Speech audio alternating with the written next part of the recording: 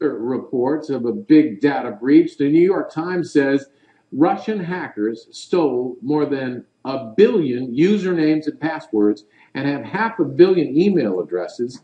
The firm discovered the theft that the hackers don't appear to have ties to the Russian government. Still concerned, though. Everett Stern is the CEO of Tactical Rabbit, a financial intelligence firm. He's in our studio tonight. Everett, good to see you. Thank you for having me on. Appreciate it. How does a gang steal that much data? It's a great question. I think what we have to look here at this particular situation, taking a step back, is that when Putin came to power, he disbanded the KGB. And all these KGB agents went to go work for the Russian mob. And now you have the FSB in place. So basically what occurred is you have all these very advanced intelligence officers who are now working for the Russian mob. This is not just normal mob activity. This is an intelligence operation conducted and... What, 1 billion customers? How do you get that many, how do you get that much information on that many people? Well, intelligence officers are able to gain that type of information because they're able to find a back door. And what I believe is occurring here is that there are people helping on the other side. And what needs to be looked at here is that we don't live in a world anymore of just a whole bunch of geeks trying to hack a cyber code or something.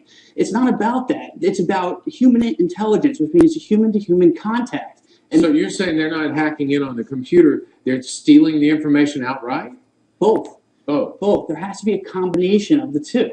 And again, one thing my firm does, Tactical Rabbit, is we create that all-seeing eye, and we try to prevent that type of cybersecurity by creating that. So are we getting insiders who are giving the Russians or whoever steals this information help? Yeah, absolutely. Right now, for instance, you take your social security number and birth date, that goes for about $80 on the black market.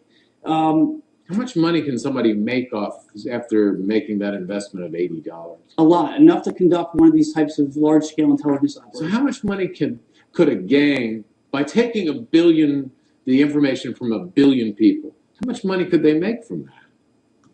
Billions, and because it's not so much monetary though. And of course, there's a huge monetary gain. I mean, that's why they're doing it, right? Or not. Why are they doing it? But they're doing it. The reason why they're doing it is what I believe is to sell that information back to the Russian government. This is an absolute Russian offensive. Really? I believe so.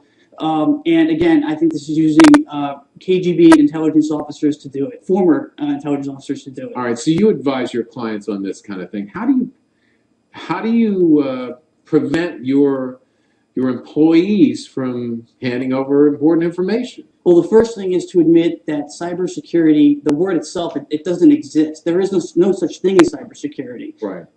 Because like locking it up in an electronic safe. Right. No one can do. No one. There's just. It doesn't exist because anyone can get into anything. And what you have to convince the employees of is that they will get caught, they will be prosecuted, and they will go to jail. And how do you and I protect ourselves? How do I protect myself personally or at work?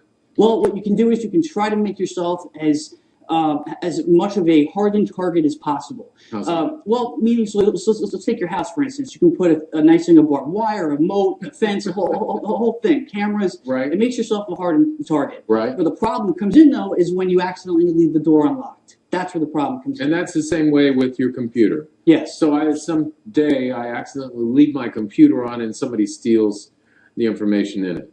Is that right? Yes, absolutely. Or someone. It's a simple mistake. Either simple mistake or somebody you know decides to take your information and sell it to somebody else. Everett Stern, it's good to see you. Pleasure, Interesting sir. information. We Thank you. appreciate it.